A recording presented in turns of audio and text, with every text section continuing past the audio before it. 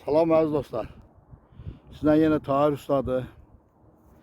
Bugün Beşbarmağa gelmişik dostlarla. Arkada görüşür. Ziyarətgaha.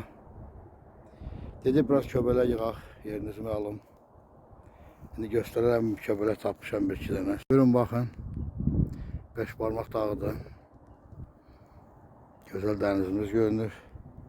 Ve burada bir güzellik tapmışam. Köbələk.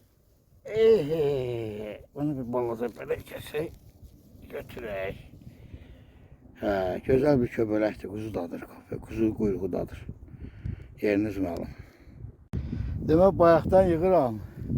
Dedim, bu gözəlliyi sizə göstərim. Bir dənə, iki dənə, üç dənə. Baxın, görün nə gözəldir köbələklər. Yəni, orada da var, baba, bir iki dənə də orada da ağarır. Yeriniz məlum, lap gözəl. Dostlar, bayaqki gün qabağım.